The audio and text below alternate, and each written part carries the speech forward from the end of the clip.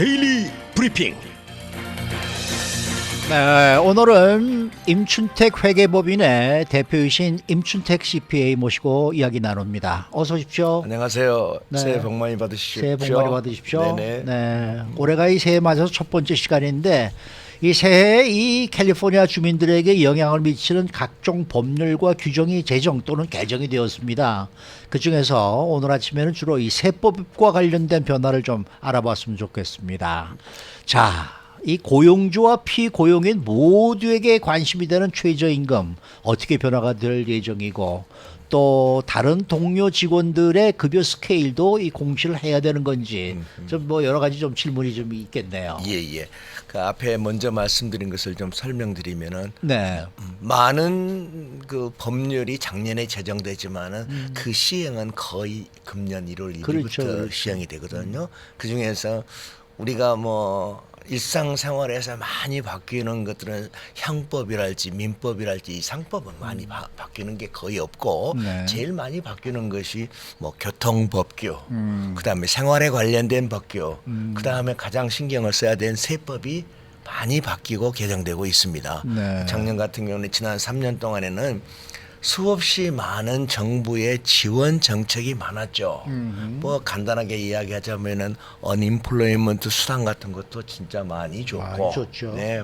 그다음에 각종 그랜트, 뭐 시리, 캘리포니아 그랜트도 많이 줬고, 무상 지원도 많았고, 그다음에 SBA는 무상도 주었지만은 또 돈도 많이 빌려줬고, 네. 그다음에 IRS는 ERTC다 해가지고 또 크레딧으로 많은 환불을 해주는 그런 3년이었어요. 네, 2020년, 2021년, 2022년 동시에 각종 연방이나 주정부의 세금 날짜 다 연기해주고, 그다음에 페널티가 있으면은 다 면제해주고, 면제해줬고. 그다음에 감사도 하나도 안 하고, 네. 얼마나 편한 지난 3년이었던 것 같아요, 제가 보기에. 네, 네. 근데 이제 정부는 또 그렇게만 할 수는 없지 않습니까? 당연하죠. 당연하게 이제 이완 정책을 했으면 이제 수축 정책이 일어나고 있는데 수축 정책에는 이제 과거에 했던 정책을 이제 없애가는 과정이죠.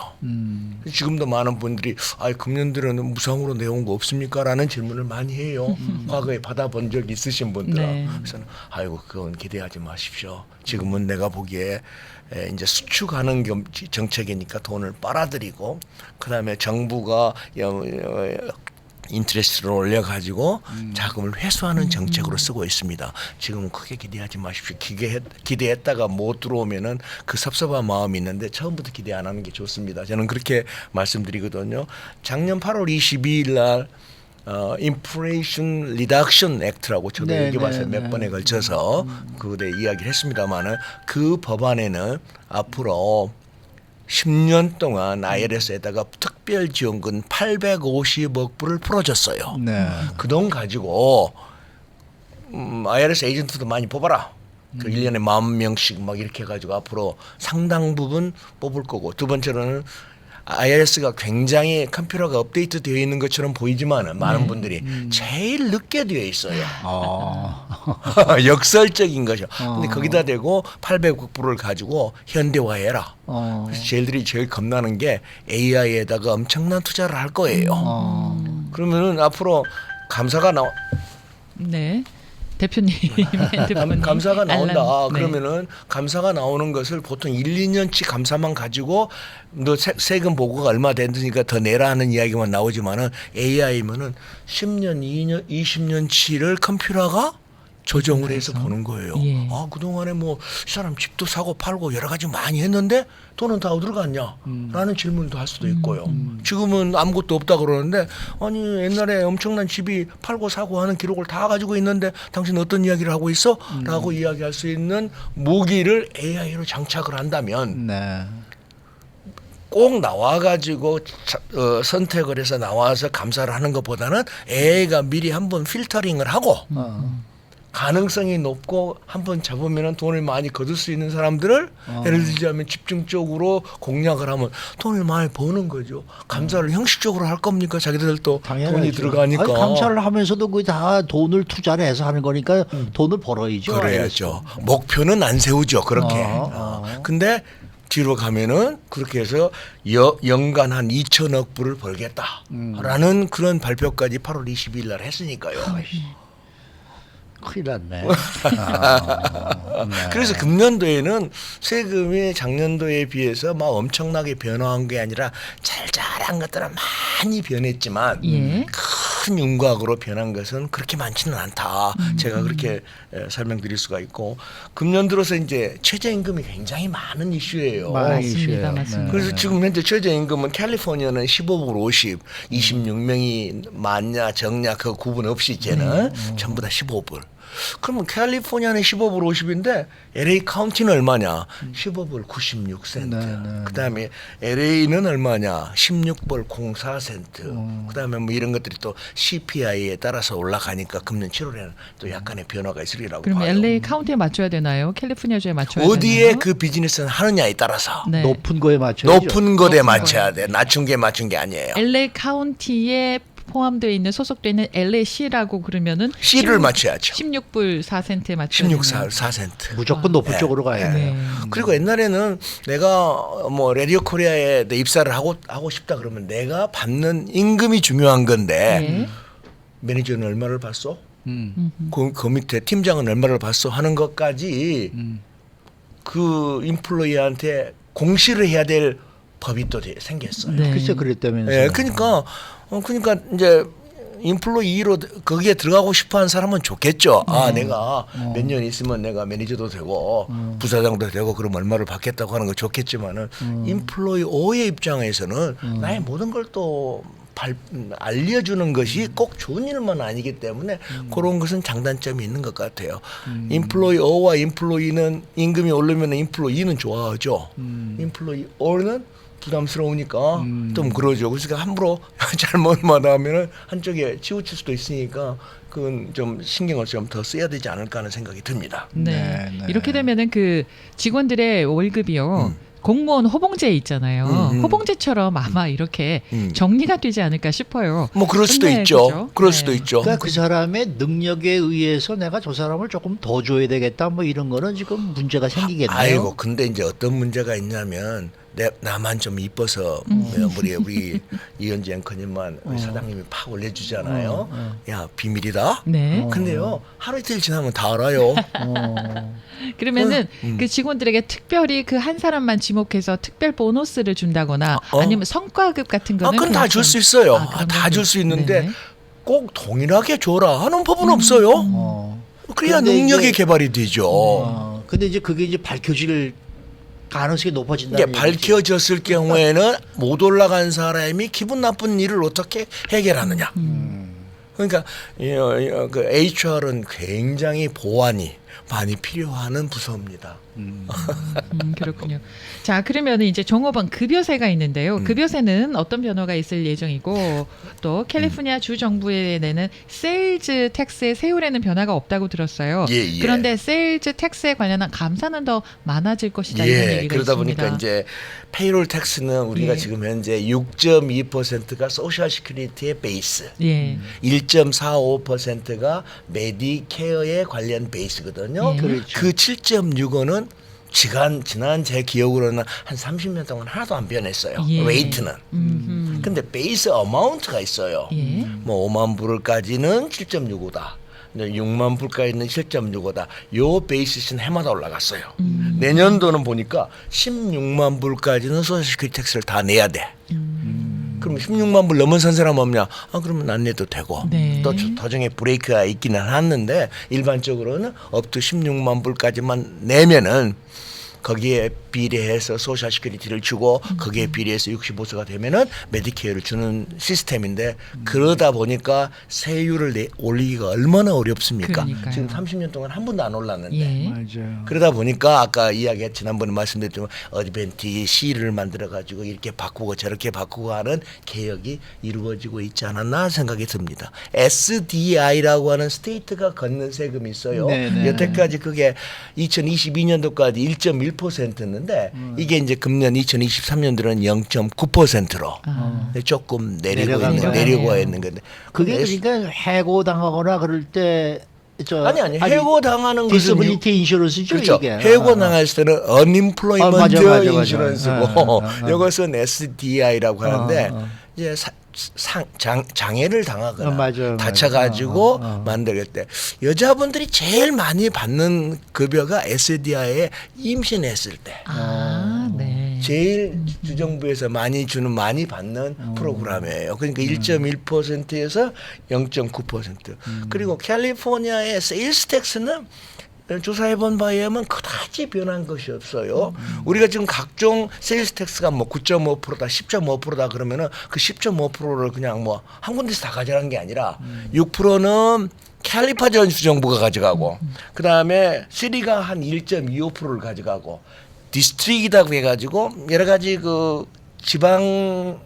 지방에서 학교랄지 교도소랄지 도로랄지 이런 특별 목적세가 한 2.25%에서 LA는 그거는 10.5% 정도 되고 또 오렌지 카운티는 조금 낮고 그 변화는 각 카운티나 시정부나 이런 것들 때문에 약간씩 변하지 전체적으로 변한 것은 없다. 그렇게 생각하시면 되겠습니다. 네. 자, 이 작년 9월 달에 입법이 돼 가지고 게빈 뉴섬 주지사의 이제 서명을 마치고 이제 올해 1월 1일부터 시행에 이제 들어간 이 패스트푸드 레스토랑 업계 최저임금 인상안 이 시행이 보류된다는 말이 있던데 사실입니까? 맞습니다. 그럼 오르면은 인플로이가 좋겠죠. 반대적인 입장으로 봤을 때 인플로이의 입장에서는 지금 캘리포니아가 15.5인데 22% 올라간다면은 퍼센티지가 35%입니다. 그렇죠.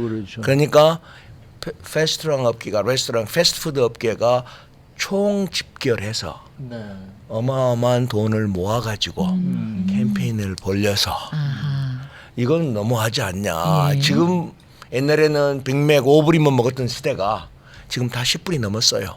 이 법에 의해서 15불, 20불 가지 말란 법이 어디가 있어요.